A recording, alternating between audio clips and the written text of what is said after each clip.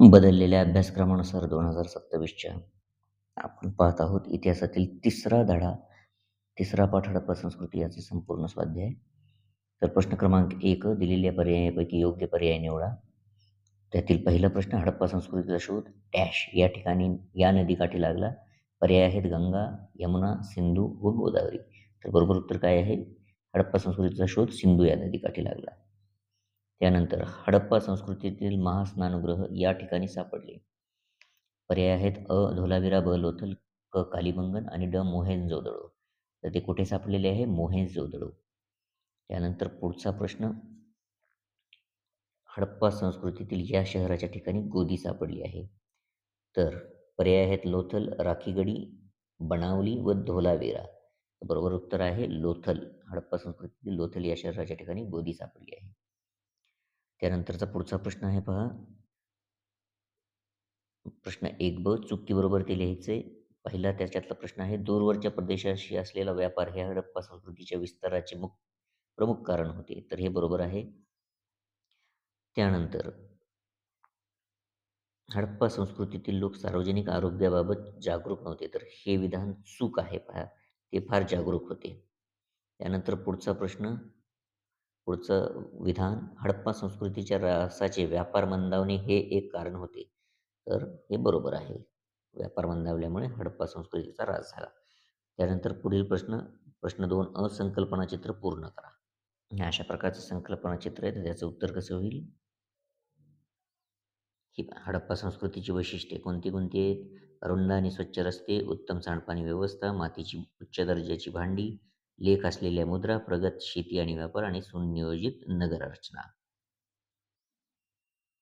प्रश्न क्रमांक 2 ब शब्दकोड्यातून उत्खननातील नगरांची नावे पूर्ण करा. तर याचं उत्तर कशा प्रकारे होईल पहा. नावं काय काय आहेत? इथे हडप्पा, इथे लोथल, धोलावीरा, राखीगडी, कालीबंगन आणि मोहेंजोदडो. अशा प्रकारे त्याची उत्तरे असतील. त्याच्या पुढचा प्रश्न क्रमांक 3 टिपा लिहायच्या आहेत. मोहेंजोदडो येथील महास्नानगृह.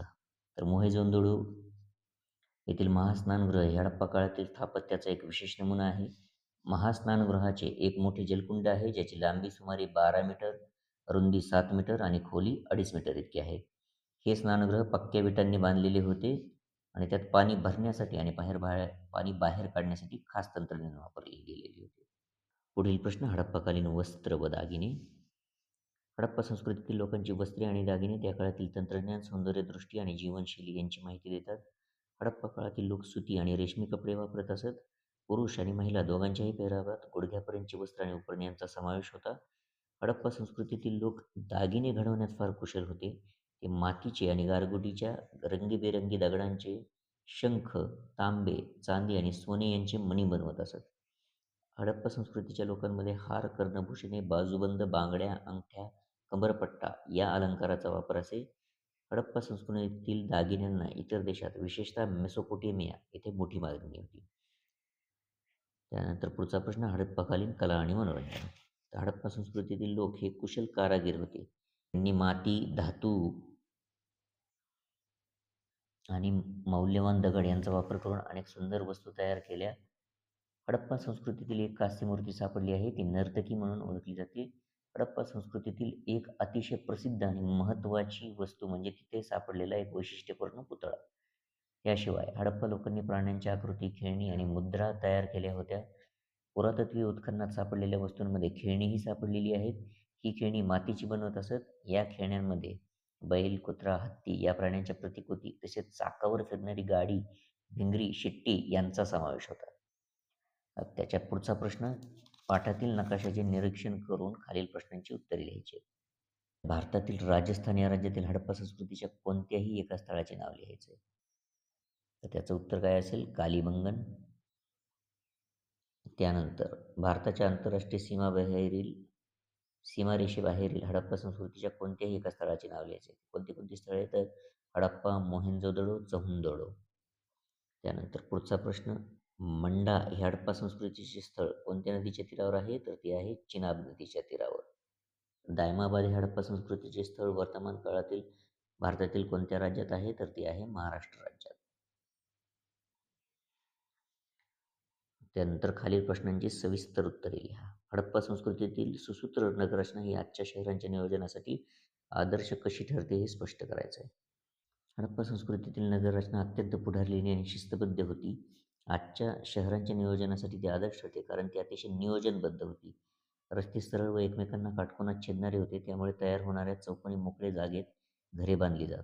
घरे पक्क्या विटांची असत. घरांमध्ये मध्यवर्ती अंगण आणि भोवती खोल्या आणि प्रवेशद्वारापाशी विहीर व शौचालय असे.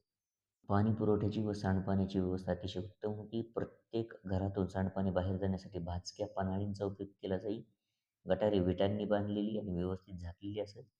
ही बंदिस्त गटार रचना आजच्या नगररचनेमध्ये आदर्श व प्रेरणादायी आहे. हडप्पा संस्कृतीची अर्थव्यवस्था उतरणीला का लागली? तर याचं उत्तर काय होईल पहा. हडप्पा संस्कृतीची अर्थव्यवस्था ही शेती आणि व्यापार आधारित होती. ती उतरणीला लागण्याची कारणे खालीलप्रमाणे आहेत. नद्यांचा प्रवाह बदलणे. नदीचा प्रवाह बदलल्यामुळे पाण्याचा तुटवडा निर्माण झाला. त्यामुळे शेती व जीवन यावर परिणाम झाला. नैसर्गिक आपत्ती, महापूर, दुष्काळ आणि भूकंप अशा आपत्तींमुळे नगरे उद्ध्वस्त झाली. त्यामुळे त्या नगरांची, शहरांची अर्थव्यवस्था उतरणीला लागली. वरील दोन्ही संकटाबरोबरच सुमेरबरोबर असलेला हडप्पाचा व्यापार मंदावू लागला आणि शेती व व्यापार आधारित असणारी हडप्पा संस्कृतीची अर्थव्यवस्था ही उतरणीला लागली. तर अशा प्रकारे आपण हडप्पा संस्कृतीवरचं संपूर्ण स्वाध्याय याचे प्रश्नोत्तर इथं पाहिलेले आहेत.